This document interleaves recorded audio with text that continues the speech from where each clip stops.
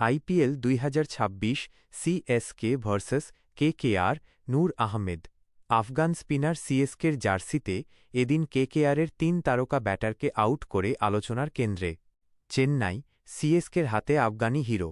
আর সেই হিরো একাই এদিন কেকেআরের মেরুদণ্ড ভেঙে দিল যেন। টি-20 ক্রিকেটের সবচেয়ে সুন্দর দিক হল একটা মাত্র ওভারই ম্যাচের পুরো ছবি বদলে দিতে পারে।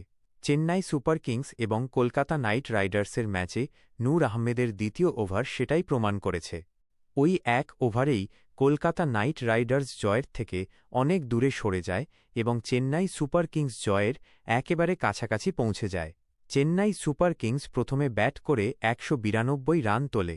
জবাবে কলকাতা নাইট রাইডার্সের শুরুটা ভালো না হলেও তারা কোনোভাবে ১০ ওভার পর্যন্ত ৩ উইকেট হারিয়ে ৮১ রান করে ফেলে। কেকেআর অধিনায়ক অজিঙ্ক্য রাহানে ধীরে ধীরে ছন্দে ফিরছিলেন এবং রিঙ্কু সিংয়ের সঙ্গে একটি গুরুত্বপূর্ণ জুটি গড়ে তুলছিলেন। ঠিক তখনই চেন্নাইয়ের অধিনায়ক ঋতুরাজ গায়কোয়াড় বল তুলে দেন নূর আহমেদের হাতে। আফগানিস্তানের এই তরুণ স্পিনারের এটি ছিল দ্বিতীয় ওভার। প্রথম ওভারে তিনি ১০ রান দিয়েছিলেন, কিন্তু এই ওভারে তিনি অনেক বেশি আক্রমণাত্মক হয়ে ওঠেন। ওভারের প্রথম ৪ বলে মাত্র ৪টি সিঙ্গেল আসে। পঞ্চম বলে অজিঙ্ক রাহানে এক্সট্রা কভারের ওপর দিয়ে শট খেলতে গিয়ে ঠিকমতো টাইম করতে পারেননি এবং বল সরাসরি অধিনায়ক ঋতুরাজ গায়কোয়াড়ের হাতে গিয়ে পড়ে। ২২ বলে ২৮ রান করে রাহানে প্যাভিলিয়নে ফিরে যান। এটি ছিল নূর আহমেদের আইপিএলের ৫০তম উইকেট।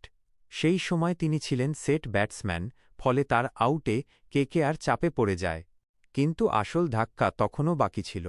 পরের বলেই কেকেআরের সবচেয়ে দামি খেলোয়াড় ক্যামেরন গ্রিন ক্রিজে আসেন। নূরের বল বুঝতে না পেরে তিনি কোনো রান না করেই বোল্ড হয়ে যান। আবারও ব্যর্থ প্রমাণিত হন গ্রিন।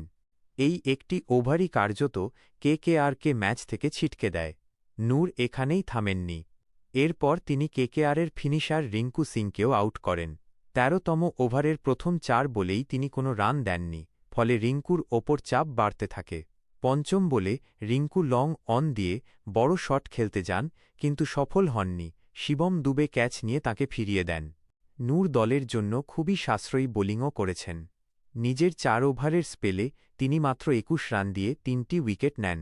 তাঁর ইকোনমি রেট ছিল ৫.২০। উল্লেখযোগ্য বিষয় হল কেকেআরের বিরুদ্ধে এই ম্যাচের আগে এই মরশুমে নূর আহমেদ মাত্র ১টি উইকেটই নিতে পেরেছিলেন।